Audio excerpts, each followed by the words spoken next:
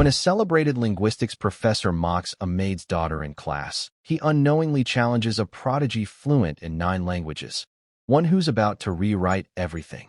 Just write something, anything, in Japanese, he said, smiling that smile people use when they think they're untouchable. What happened next would silence one of the most powerful voices in academia. In a room built for brilliance, a girl no one was supposed to notice picked up a single piece of chalk. 14 years old. The maid's daughter. The wrong person in the wrong place, until she wasn't. No one in that hall could have imagined that a few strokes on a blackboard would rewrite reputations, expose arrogance, and awaken something buried deep in the heart of language itself. Words are power, her grandfather used to tell her, but only if you know when not to use them. This isn't just a story about a girl who could write. It's a story of how silence spoke louder than genius and changed everything. And before I forget, where are you watching from today? Leave a comment below. We love seeing how far these stories reach. Enjoy the story. A single piece of chalk held the power to silence a room full of scholars. This morning, that power belonged to a 14-year-old girl who was not supposed to be there. And she was about to remake the world in her own image, one language at a time. The air in the Atherton auditorium was old and quiet, thick with the scent of aged paper, floor polish, and the faint, metallic tang of ambition. Sunlight, sliced thin by the tall, arched windows, fell across rows of dark oak seats, illuminating dust motes dancing in the stillness. On the stage, a man stood as if he were carved from the same wood as the podium before him. This was Professor Wallace Thorne, a man whose reputation for brilliance was exceeded only by his reputation for arrogance. His silver hair was perfectly combed. His tweed jacket was perfectly tailored. His lecture on the subtle complexities of Japanese syntax was, in his own mind, perfectly delivered. He spoke to a captive audience of linguistics students, their faces a mix of earnest concentration and quiet reverence. They scribbled notes furiously, trying to capture the pearls of wisdom that fell from his lips. Professor Thorne enjoyed this. He saw himself not as a teacher, but as a gatekeeper of knowledge, and he guarded his gate with a fierce and petty pride. In the back of the grand hall, near the heavy double doors, 2 figures stood in the shadows, their presence a quiet counterpoint to the professor's booming voice. Helen carried a silver tray with a porcelain teapot and cups for the faculty members seated in the front row. Her movements were practiced and efficient, designed to be unnoticed. She was a woman who had spent a lifetime perfecting the art of invisibility. At her side, her daughter, Abigail, held her mother's worn handbag. Abigail was 14. Her blonde hair, a simple braid down her back, seemed to capture what little light reached the back of the auditorium.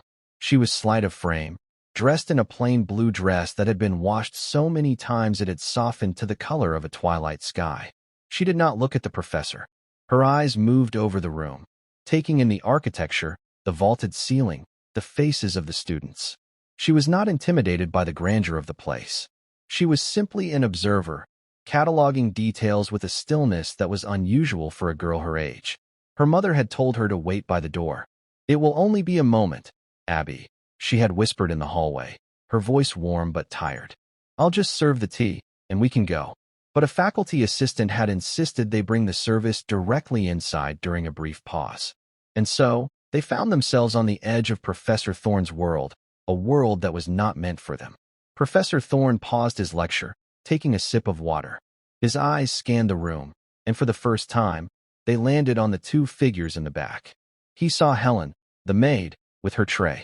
Then his gaze shifted to the young girl beside her. He saw the plain dress, the simple braid, the way she stood quietly, holding a handbag. A small, cruel smile touched the corners of his mouth. It was an opportunity too perfect to resist. A little performance to liven up the dry subject matter. The mid-lecture refreshment," he announced, his voice dripping with condescension. "A welcome tradition." Helen moved forward silently, her eyes downcast. She began to place the cups and saucers on the small table reserved for the faculty. Abigail remained by the door, waiting patiently. "And who is this?" Professor Thorne asked, his voice echoing slightly in the large room. He pointed a long, manicured finger toward Abigail. "A new student, perhaps, eager to begin her scholarly journey." A few nervous titters rippled through the first few rows of students. They knew the professor's moods. They recognized the predatory glint in his eye.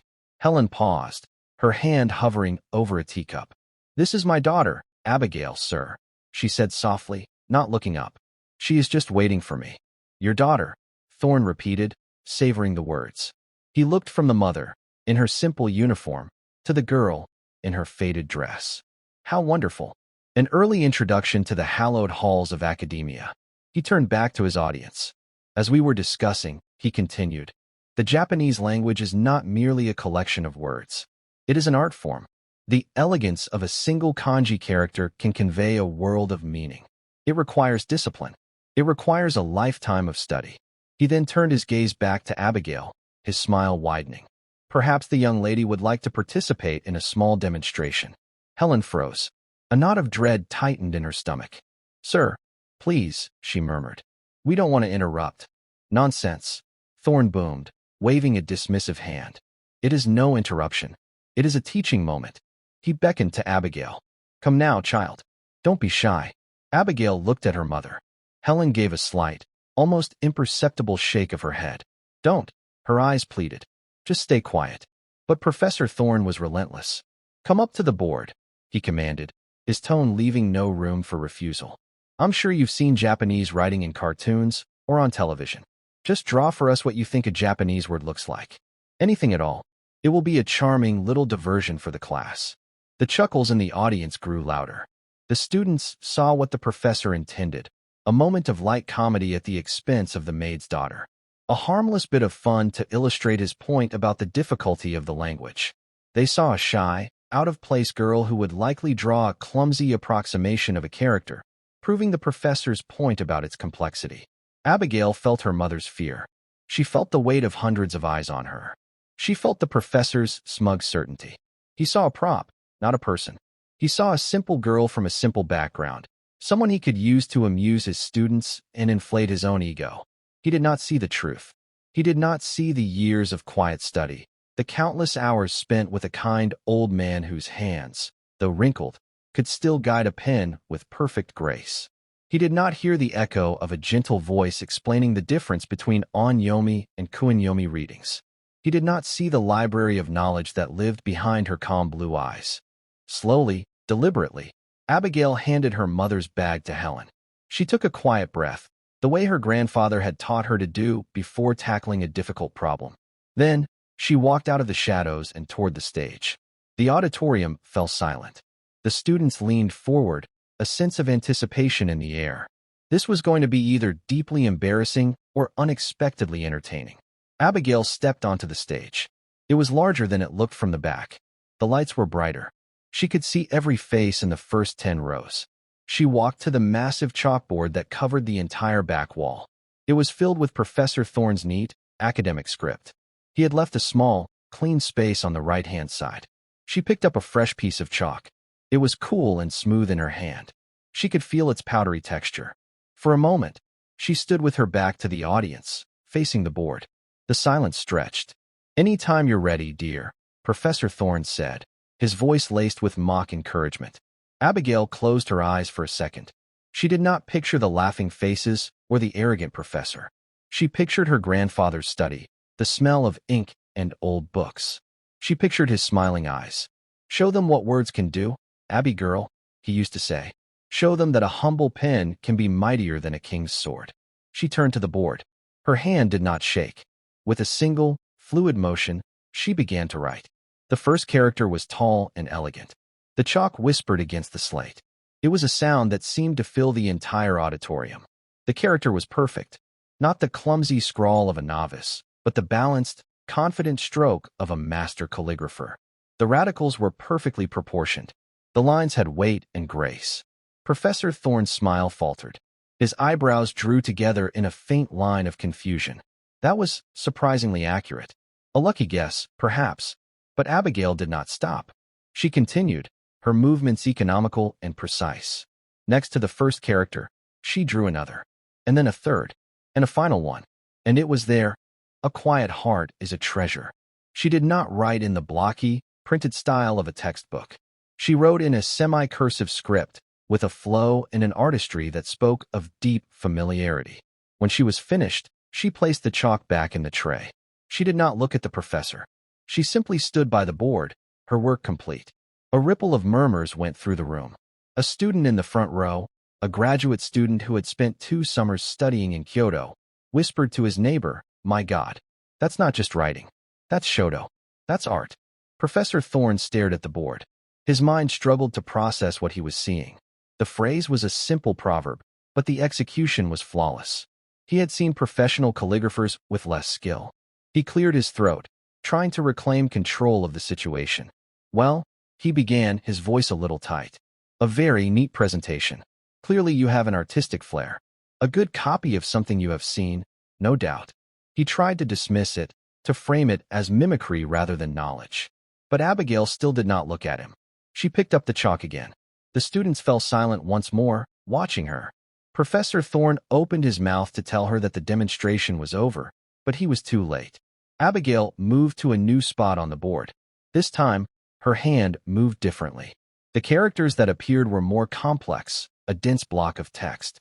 They were not Japanese. They were Chinese. Traditional Hanzi. She wrote a famous line from the Tao Te Ching: "The greatest sound is silence. The greatest form has no shape." The meaning was not lost on the graduate students. It was a direct, philosophical rebuke. A quiet girl, a formless presence in the back of the room, was creating something profound. Professor Thorne was now visibly stunned. The condescending smile was gone, replaced by a mask of disbelief. Japanese and Chinese shared many characters, but the stylistic conventions and grammatical context were different. To write both, with such confidence, was not the work of a hobbyist. "What is the meaning of this?" he demanded, his voice losing its smooth, authoritative edge. Abigail finished the line and, without pausing, moved again. This time, she began to write in the clean, elegant circles and lines of Korean Hangul. The script was completely different, a phonetic alphabet of stunning simplicity and beauty. She wrote a single sentence: "The truth speaks loudest in silence." By now, the auditorium was so quiet you could hear the gentle hum of the overhead lights. The students were no longer watching the professor. All eyes were on the small girl with the blonde braid, who stood before the giant chalkboard as if she owned it. Her plain blue dress seemed less like a sign of poverty and more like the simple robe of a scholar. In the front row, an older woman, Dr. Eleanor Richmond, the head of the comparative philology department, slowly took off her glasses and polished them.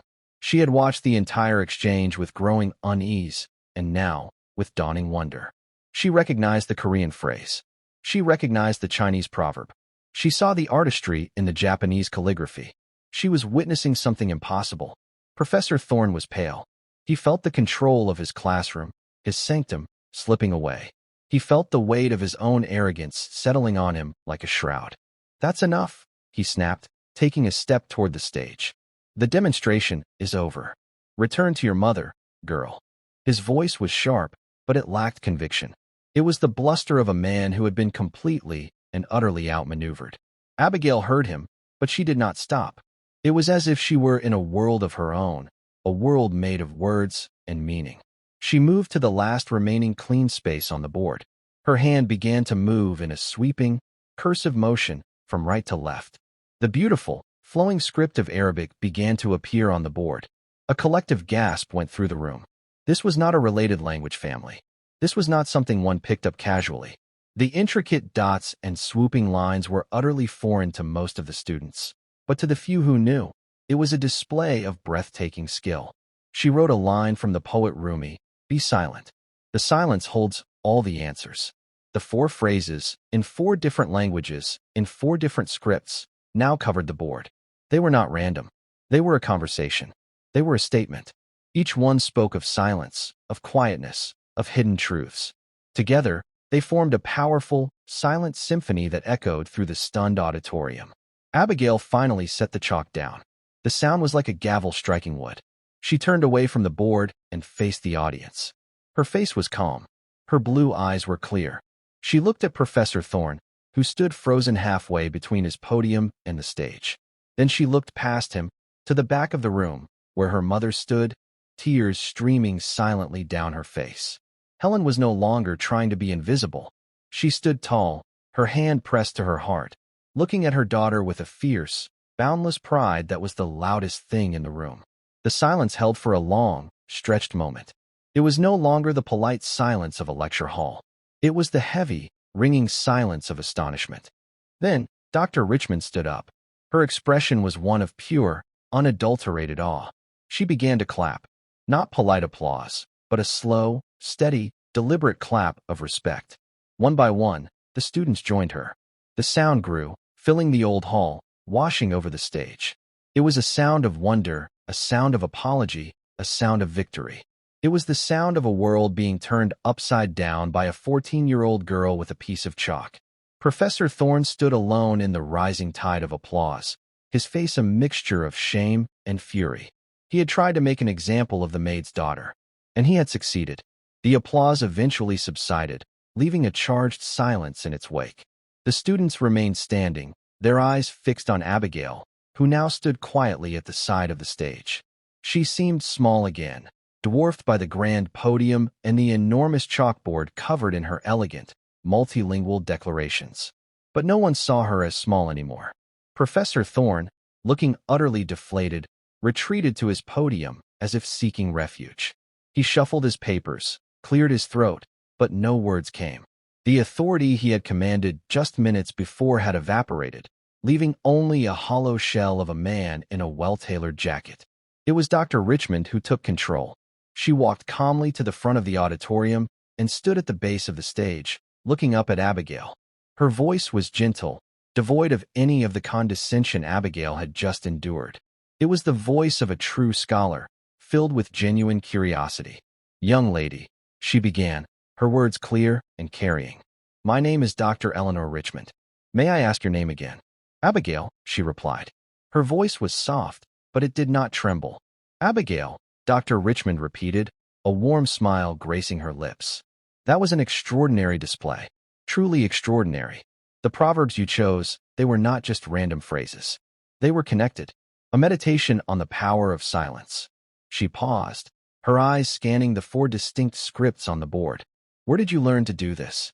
Before Abigail could answer, Professor Thorne found his voice, a last, desperate attempt to salvage his dignity. "It's a parlor trick," he spat, his voice tight with anger. "She's memorized a few phrases. A clever monkey can be taught to copy shapes. It means nothing." The students shifted uncomfortably. The accusation was ugly and sour, and no one believed it. The flawless execution, the thematic link between the proverbs, the sheer mastery of 4 wildly different writing systems. It was far beyond simple mimicry. Abigail met Professor Thorne's furious gaze. For the first time, a flicker of something other than calm appeared in her eyes. It wasn't anger. It was a profound, weary sadness. She looked at him, a man who had dedicated his life to the study of words, and saw only a man who had completely missed their meaning. She turned her attention back to Dr. Richmond. "My grandfather taught me," she said simply. "Your grandfather?" Dr. Richmond prompted, her interest piqued. "Was he a calligrapher? A linguist?" A small, sad smile touched Abigail's lips. "He was many things," she said. "He was a soldier. And then he was a librarian. But mostly he was my teacher." From the back of the room, Helen began to walk forward. She moved slowly down the central aisle, her earlier hesitation gone, replaced by a quiet resolve. She had to be near her daughter. She walked past the rows of stunned students, her gaze locked on Abigail. "Her grandfather was Sergeant Michael Callahan," Helen said, her voice trembling slightly, but filled with an undeniable pride. The name meant nothing to the students, but Dr. Richmond's eyes widened in recognition. "Michael Callahan?" she breathed, a hand going to her throat. "The ghost of Gyeonggi." A few of the older faculty members in the front row began to whisper amongst themselves. The name was not widely known to the public, but in certain academic and military circles, it was the stuff of legend. Michael Callahan was a cryptographer and a forward reconnaissance linguist during the Korean War. He was a man who could slip behind enemy lines armed with little more than his knowledge of half a dozen languages and dialects. He had intercepted communications, translated captured documents under fire, and negotiated with local informants in their own tongue. His work had saved hundreds of lives, but it had all been classified, his name buried in sealed government files for decades. He was a quiet hero from a forgotten part of a forgotten war. He passed away 2 years ago. Helen continued, reaching the stage and taking her daughter's hand. He raised Abby after her father left. He didn't have much money, but he had books, hundreds of them, in every language you can imagine. Abigail squeezed her mother's hand. She looked at the sea of faces before her, and for the first time, she decided to let them see. Not just the writing, but the reason for it. He didn't teach me just to write, Abigail explained, her voice gaining strength. He taught me to listen. He said that every language is a different room in the same house. To understand people, you have to be willing to walk into their room and sit with them for a while. She took a step forward, her eyes scanning the board. He started with Japanese. He learned it from a fellow soldier who was Nisei from California. He told me that beauty can be found even in the darkest of times. The kanji for a quiet heart is a treasure. He learned that in a prisoner of war camp. The mood in the room shifted from awe to a deep, profound respect. This was no longer an academic curiosity. It was a story of survival, of history, of a legacy being passed down through generations. The Chinese, she continued, pointing to the elegant characters. He learned from scrolls he helped recover from a monastery that had been bombed. He said the monks taught him that the most important things are often unseen. She gestured to the Korean Hangul. He loved Korean. He said it was the most logical and beautiful alphabet ever created. He learned it from the villagers who hid him when he was wounded. He said they shared their food with him when they had nothing, and they taught him that truth doesn't need a loud voice to be heard. Finally, her gaze rested on the flowing Arabic script. This one was different. He didn't learn this in a war. He learned it much later in his life, from a doctor who treated him at the Veterans Hospital. Dr. Amid was from Syria. They would spend hours talking, sharing stories. My grandfather said Dr. Amid taught him that true wisdom begins with listening. She had laid bare the soul of her knowledge. It wasn't a party trick. It was a testament. It was her grandfather's entire life, written in chalk on a blackboard. Professor Thorne stood by his podium, utterly defeated. His world of academic theory, of syntax and semantics, had been washed away by a tide of real human experience. His lecture had been about the purity of a language, about guarding it from outside influence. And here was a child showing that languages were not fortresses to be defended, but bridges to be crossed. They were messy, beautiful, and deeply human. But 4 languages, Dr. Richmond said, her voice still filled with wonder. To have such mastery at your age? Abigail looked down for a moment. There are more, she said quietly. He taught me 9. If the room had been silent before, it was now utterly breathless. 9 languages. He said that after the war, the world felt broken. Abigail's voice was soft, almost a whisper. He thought that if people could just understand each other, if they could just speak each other's words, maybe they wouldn't be so quick to hurt each other. He wanted me to help put a little piece of the world back together. She then did something no one expected. She looked directly at Professor Thorne, her expression not one of triumph, but of empathy. He also taught me that sometimes the most educated people have the most to learn, especially about kindness. The words were not an attack. They were a simple, devastatingly accurate observation. They landed with more force than any insult could have. Professor Thorne visibly flinched.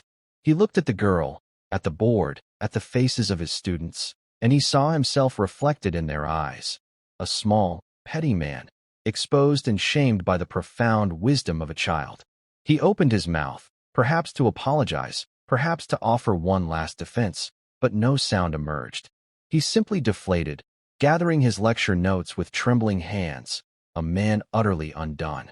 Dr. Richmond stepped forward, her eyes shining. Abigail Callahan, she said, her voice ringing with purpose. Westwood University has a program for gifted young scholars.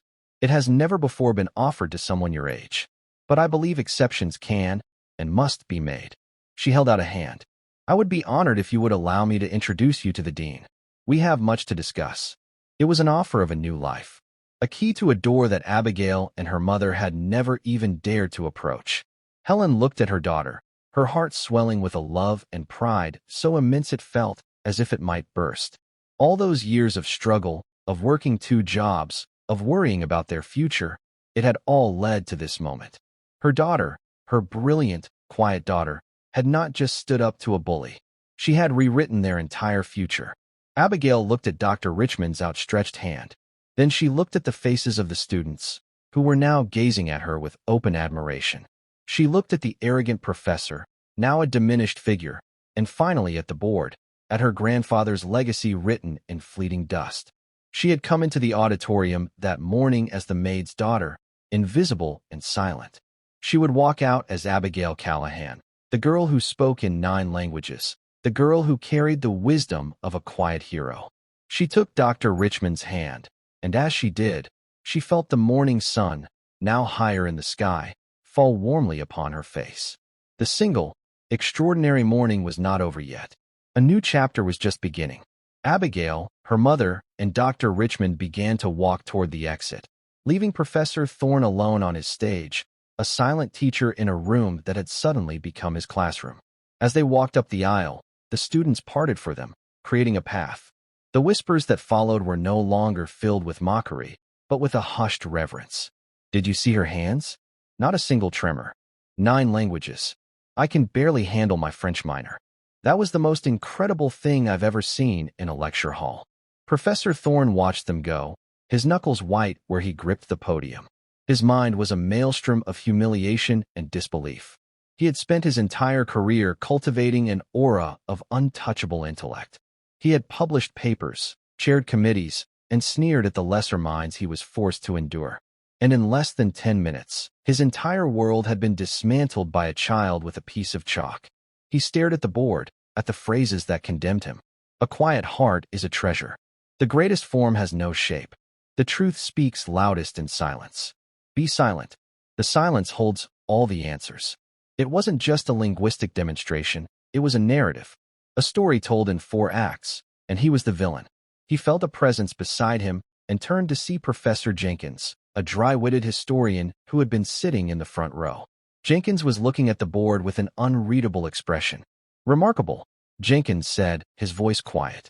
I haven't seen you this speechless since the provost rejected your paper on split infinitives. Thorne shot him a venomous glare. It was a trick, Robert. A rehearsed performance.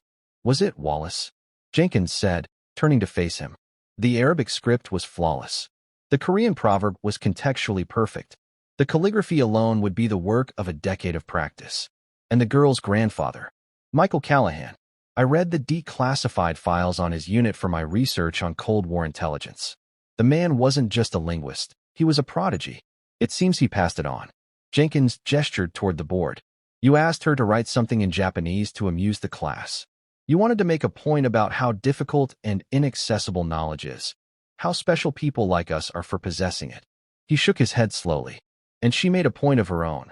That knowledge isn't a weapon for humiliating others. It's a legacy. It's a bridge. It's a story. Thorne had no reply. Jenkins's words were too true. He had always seen his intellect as a mark of superiority, a tool to establish his dominance. He collected languages the way a king collects jewels, to be displayed and admired, not to be used to connect with the common people. You underestimated her, Wallace, Jenkins said, his voice losing its mocking edge and taking on a note of pity. You looked at her mother's uniform and her simple dress, and you decided who she was before she ever picked up the chalk. That was your first mistake. Your second was giving her the chalk. With that, Jenkins turned and walked away, leaving Thorne alone with his thoughts and the damning evidence of his folly. Meanwhile, in the grand, sunlit corridor outside the auditorium, Dr. Richmond was speaking with Helen and Abigail. Her initial excitement had settled into a calm, focused determination. The Young Scholars Program is designed for university-level students, of course, she was explaining. But the charter allows for extraordinary exceptions. I think we can all agree that you qualify, Abigail. Helen was overwhelmed. A university program? But she hasn't even finished high school. We couldn't possibly afford. Helen, Dr. Richmond said gently, placing a hand on her arm. We are not talking about tuition. We are talking about a full scholarship. Stipends for books, housing, everything. The university would be gaining far more than it would be giving. A mind like your daughter's comes along once in a generation. Abigail was quiet, listening to the 2 women discuss her future as if it were a settled fact. Part of her felt a dizzying sense of hope. All those nights spent reading by a small lamp, devouring her grandfather's books, exploring worlds through their vocabularies and grammars. She had never imagined it could lead to this. It had always been a private world, a secret garden she shared only with his memory. But another part of her felt a pang of sadness. It was all happening so fast. Her grandfather had taught her about the world, but he had also taught her to be wary of it. He had seen how institutions, armies, governments, even universities, could try to own a person's gift to turn it into a tool for their own purposes. What would I have to do? Abigail asked, her first question about the practicalities of this new path. Dr. Richmond smiled, impressed by the girl's composure. You would study, of course, with mentors of your choosing. You would have access to the university's full resources, our libraries, our archives, our language labs. You would not be bound by a standard curriculum. Your education would be tailored to your abilities. In essence, we would be giving you the keys to the kingdom. And what does the kingdom want in return? Abigail asked, her blue eyes searching the professor's face. The question was so direct, so insightful, that it took Dr. Richmond by surprise. She paused before answering, choosing her words carefully. The university would, of course, hope that your work would one day reflect well upon it. Publications, research. But speaking for myself, she said, her voice softening, what I want is for you to have the chance your grandfather never did. The chance to use your gifts not in the shadows of war, but in the light of day. To build those bridges he spoke of. The answer seemed to satisfy Abigail. She nodded slowly. This was a purpose she could understand. Her mother, however, was still trying to grasp the new reality. All of this, from one morning? She whispered, looking from Dr. Richmond to her daughter. Sometimes, Dr. Richmond replied, her eyes twinkling. One morning is all it takes to change the world. Or at least, a small corner of it. Their conversation was interrupted by a tentative voice. Miss Callahan? They turned to see the graduate student from the front row, the one who had studied in Kyoto. He was a young man with earnest eyes and a stack of books clutched to his chest. Several other students hovered behind him. We just wanted to say, he stammered, that what you did in there was incredible. The calligraphy, the way you linked the proverbs. It was humbling. Another student, a young woman, stepped forward. Professor Thorne, he can be difficult. We're sorry you were treated that way.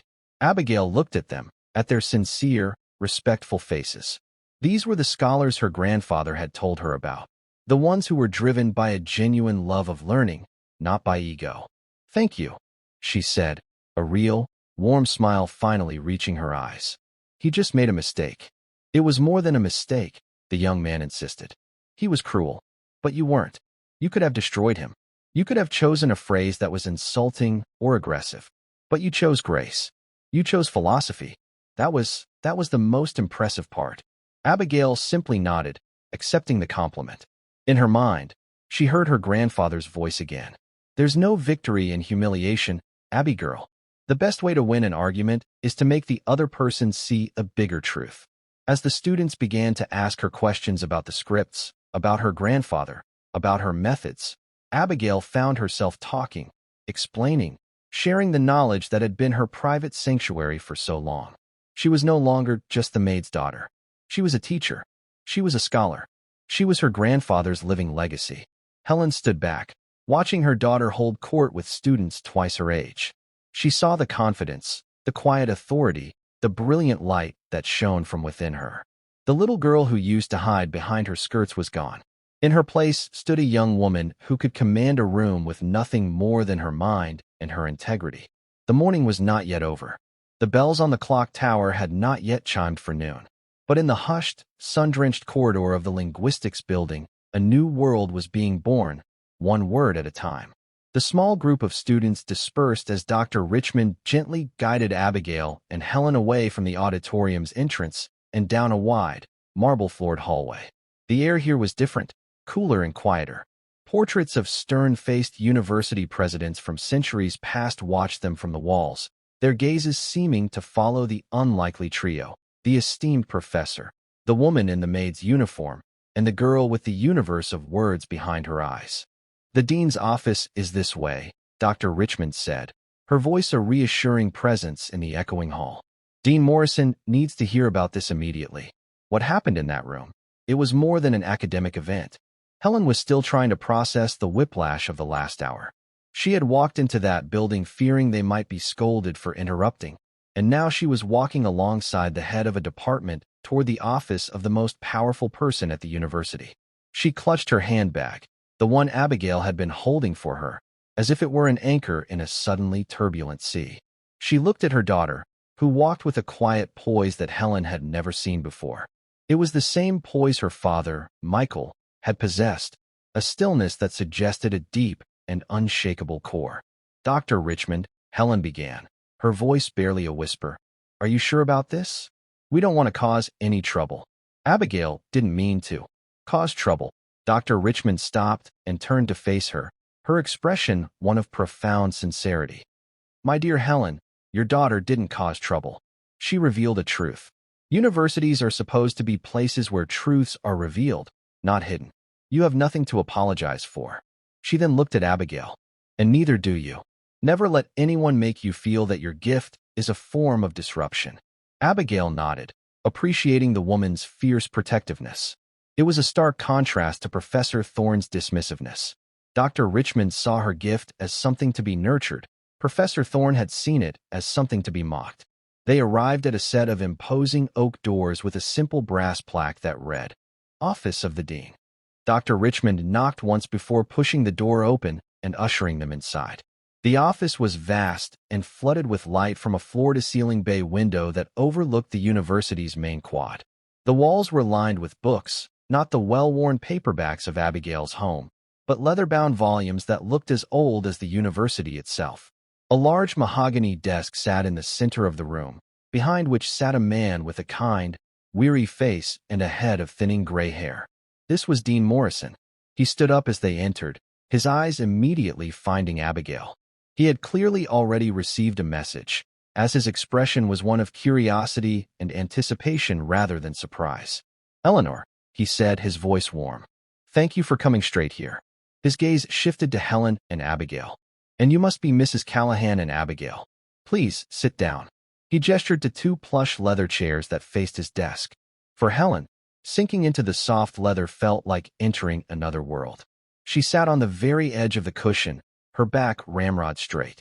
Abigail sat calmly, her hands folded in her lap, observing the dean with the same quiet intensity with which she had observed the lecture hall. "I received a rather breathless email from one of your graduate students, Eleanor," the dean began, a faint smile playing on his lips. It contained a photograph of a chalkboard and a series of superlatives I haven't seen since the football team won the championship in '98. He leaned forward, his elbows on the desk, all traces of humor gone. He said a young girl had just given the most profound linguistics lesson he had ever witnessed. "I take it you were that young girl." Abigail was a guest in Professor Thorne's lecture, Dr. Richmond explained, taking the other chair. She quickly recounted the morning's events, from Thorne's condescending invitation to Abigail's stunning, multilingual response. She did not embellish or editorialize. The facts themselves were powerful enough. As she spoke, Dean Morrison listened intently. His eyes never left Abigail's face. He was not just hearing the story. He was trying to read the person at the center of it. He saw no arrogance, no childish pride. He saw a deep, settled intelligence. He saw an old soul. When Dr. Richmond finished, the room was silent for a moment. "Incredible," the dean murmured, shaking his head in wonder. "Her grandfather was Michael Callahan, you said?"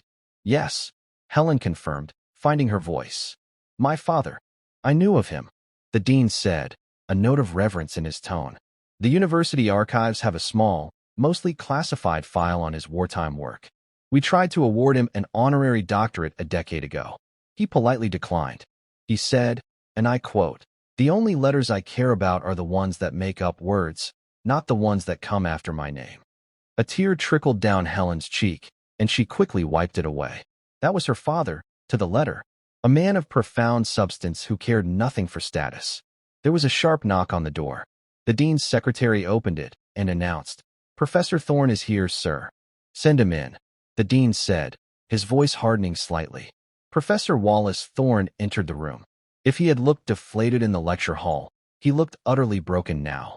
His face was ashen, his impeccable posture had crumbled, and he clutched a briefcase to his chest like a shield. His eyes darted around the room, landing on Abigail. He flinched, as if he had seen a ghost. "Wallace," the dean began, his tone formal and cold. "Please, close the door." Thorne did as he was told. He stood awkwardly by the door, a stark contrast to the confident man who had commanded the stage an hour ago. "I have been made aware of an incident that occurred during your guest lecture this morning," Dean Morrison said, his voice low and dangerous. "An incident involving a guest on our campus. A minor." Thorne swallowed hard.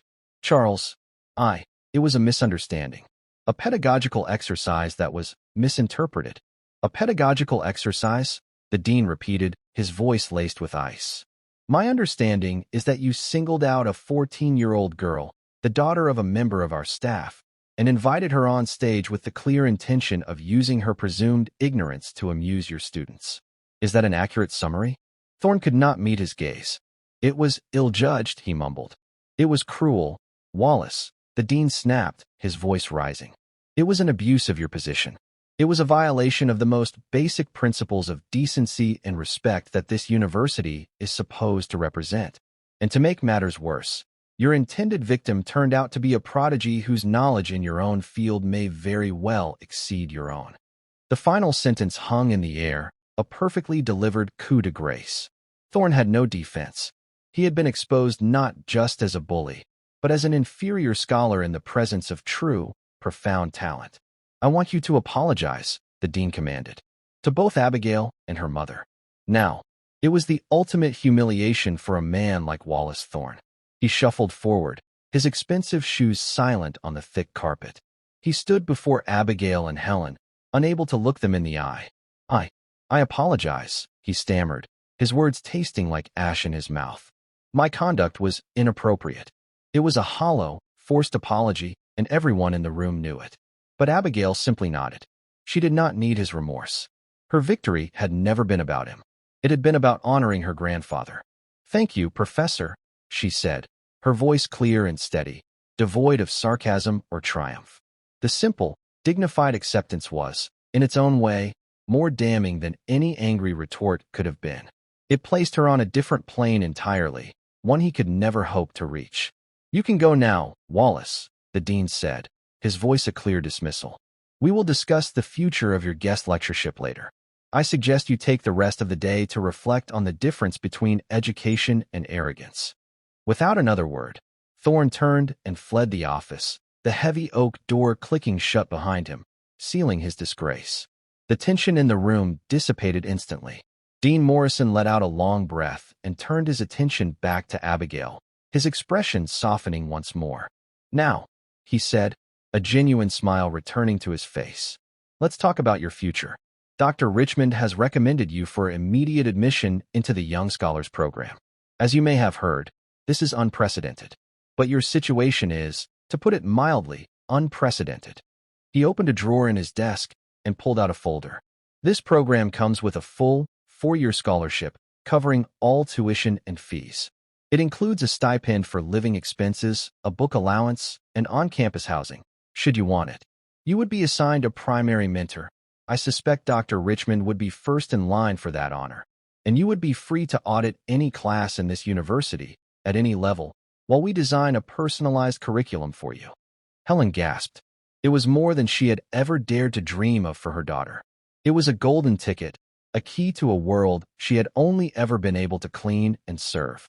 The years of scrimping and saving, of working until her bones ached, had suddenly been rendered unnecessary by her daughter's brilliant mind. The relief was so overwhelming that she began to cry, silent tears of joy and gratitude streaming down her face. Abigail reached over and took her mother's hand. She looked at the dean, her expression serious. "My grandfather always said that a gift isn't what you have, it's what you do with it," she said. "What would the university expect me to do with this?" The dean leaned back in his chair, deeply impressed once again by her maturity. "That's the best question I've been asked all year, Abigail," he said. "What we would expect is for you to learn, to grow, to follow your curiosity wherever it leads. We would expect you to challenge your professors, to push the boundaries of our knowledge, and to share what you discover with the world. We are not offering you a job. We are offering you an opportunity. What you do with it will ultimately be up to you." He slid the folder across the desk. There is paperwork, of course. Forms to be filled out. But in essence, Abigail Callahan, Westwood University would be honored to welcome you as its youngest ever scholar. The place is yours if you want it. Abigail looked at the folder, then at her crying mother, then at the encouraging smile on Dr. Richmond's face. The path of her life had just forked in a dramatic and irreversible way. The quiet, book-filled life she had known was over. A new, much larger life was beginning. "I accept," she said, her voice quiet but firm. "Thank you." The walk from the dean's office back across the manicured lawns of the campus was surreal. The mid-morning sun was warm on their faces. Students lounged on the grass with books, their chatter and laughter a gentle hum in the air. Just an hour ago, this world had seemed impossibly distant, a place where Abigail and her mother were invisible service workers on the periphery. Now, it was to be Abigail's world. Helen walked in a daze, the folder with the scholarship papers clutched in her hand like a holy text. She kept opening it and rereading the first page, as if to convince herself it was real. "A full scholarship," she murmured for the 10th time. "Abby, do you understand what this means? You'll never have to worry. You can just learn." "I know, Mom," Abigail said softly, slipping her arm through her mother's. She could feel the tremors of emotion running through her. They stopped beneath the shade of a large oak tree near the edge of campus. The imposing stone buildings of the university were behind them now, and the familiar, bustling streets of the town were ahead. It felt like standing on a border between two countries. "Your grandfather would be so proud," Helen said, her voice thick with emotion. "He always knew. He always said you had a special mind." She looked at her daughter, really looked at her, as if seeing her for the first time. "I remember when you were 6. He was trying to teach you cat and dog, and you were getting bored. You pointed to one of his old books, one he'd brought back from his travels, and you asked him what the strange writing was." Abigail smiled, the memory surfacing. "It was the copy of the Mahabharata," she said. "That's the one," Helen confirmed. "Written in that beautiful, complicated script. He told you it was called Devanagari, and the language was Sanskrit. He explained that it was very old and very difficult. He thought that would be the end of it."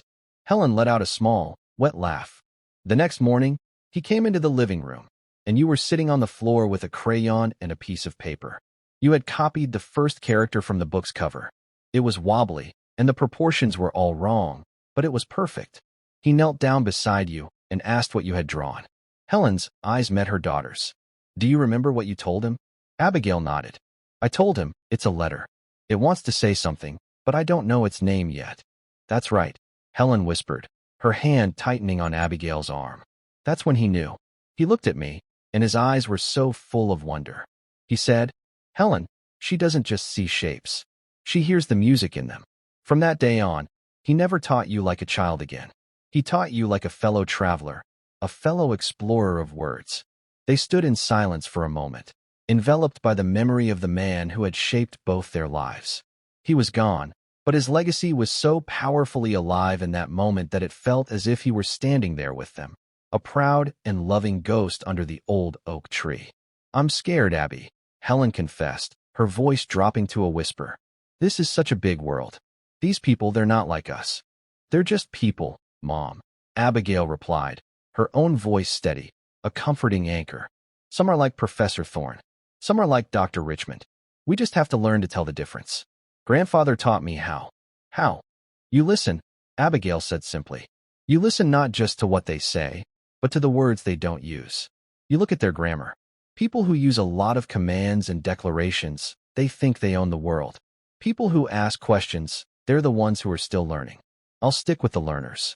Helen looked at her 14-year-old daughter and felt a wave of awe. When had she become so wise? She had been so busy working to keep a roof over their heads and food on the table that she had failed to see the incredible woman her daughter was already becoming. "Come on," Abigail said, giving her mother's arm a gentle tug. "Let's go home. I think we've had enough excitement for one morning." As they stepped off the curb and left the university grounds behind, it felt less like a departure and more like a promise. A promise that they would be back, not as servants, but as equals. The Callahan family was returning to the world, and this time, they would not be invisible. Their apartment was on the 3rd floor of a modest brick building that had seen better days. But inside, It was a sanctuary. It was small and filled with secondhand furniture, but it was meticulously clean and orderly. And everywhere, there were books. They were stacked on shelves, piled on end tables, and overflowing from wicker baskets. They were the one luxury Helen allowed, the one thing she and Abigail both treasured. They were Michael Callahan's legacy, a library of the world crammed into 2 small rooms. The moment they walked through the door, the weight of the morning seemed to shift. The grandeur of the dean's office and the tension of the lecture hall melted away, replaced by the comforting familiarity of home. Helen went to the small kitchen to put the kettle on, a ritual that grounded her. "Tea," she announced, her voice already sounding more like her usual self. "Everything is better after a cup of tea." Abigail walked into her room. It was little more than a closet with a window, dominated by a small bed, a simple wooden desk, and bookshelves that covered every inch of available wall space, built by her grandfather's own hands. This was her true home, the heart of her world. Here, she was surrounded by her oldest and dearest friends. Homer, in the original Greek, Cervantes, in Spanish, Tolstoy, in Russian, the poetry of Li Bai, in Chinese. She ran her fingers along the spines of the books, the familiar textures of comfort. Her gaze fell upon the worn, blue cloth cover of the Mahabharata. She pulled it from the shelf. Its pages were soft and thin, and the air smelled of old paper and sandalwood incense. She carried it to her desk and sat down. On the corner of the desk was a framed, black and white photograph of a young man in a soldier's uniform, his eyes kind and intelligent, a ghost of a smile on his face. Her grandfather. Abigail placed the scholarship papers from the dean's office next to the photograph. The crisp, official documents looked out of place in this room of ancient stories and quiet study. She opened the ancient epic poem. Her grandfather had told her that Sanskrit was the language of the universe's vibrations, a perfect language where sound and meaning were intrinsically linked. He had only begun to teach it to her in the last year of his life, and she had continued to study it on her own, feeling it was her most direct connection to him. It was more than a language. It was a form of meditation. She picked up a pen and a blank notebook. She didn't think about Professor Thorne or Dean Morrison or the life-changing offer she had just accepted. She cleared her mind, just as her grandfather had taught her to do. She focused only on the present moment, on the feel of the pen in her hand, the texture of the paper, the sound of the kettle beginning to whistle in the other room. Then, she began to write. She wasn't copying from the book. She was forming the letters from memory, letting them flow onto the page. The Devanagari script was a thing of beauty, with its strong horizontal line from which the characters hung like intricate jewels. She wrote a single word, Shani, peace, then another, Jnana, knowledge, and a final one, Dharma, one's true purpose, the right way of living. Peace, knowledge, purpose. This was the language her grandfather had saved for last. He said that after she had learned to speak to the world in all its modern tongues, she needed to learn the language that spoke to the soul. As she wrote, the turmoil of the morning finally settled within her. The humiliation she had felt on her mother's behalf, the shock of the confrontation, the dizzying prospect of her new future, it all coalesced into a single, clear feeling, gratitude. She was grateful for the arrogant professor, because without his cruelty, her gift might have remained hidden. She was grateful for Dr. Richmond and the dean, for they had seen her and not a caricature. Most of all, she was grateful for the quiet man in the photograph, who had given her not just languages, but a philosophy for living. He had armed her for a battle she hadn't even known she would have to fight. Helen appeared in the doorway, holding 2 steaming mugs of tea. She didn't speak, just stood and watched her daughter for a moment. She saw the intense focus, the graceful movement of her hand, the way she seemed to be in a world of her own. The Sanskrit was the one language Helen didn't recognize, the one that felt the most sacred and mysterious. It was the final, private conversation between her daughter and her father. She walked in and placed a mug on the desk. "What are you writing?" she asked softly. Abigail looked up from her notebook, her blue eyes calm and clear. "I'm just reminding myself of the things that matter." She slid the notebook toward her mother. Helen looked at the 3 beautiful, alien words. Peace, Abigail translated. Knowledge, and purpose. Helen put her hand on her daughter's shoulder, her heart full. This was the result of Michael Callahan's life's work. Not just a granddaughter who could speak 9 languages, but one who understood the meaning behind the words.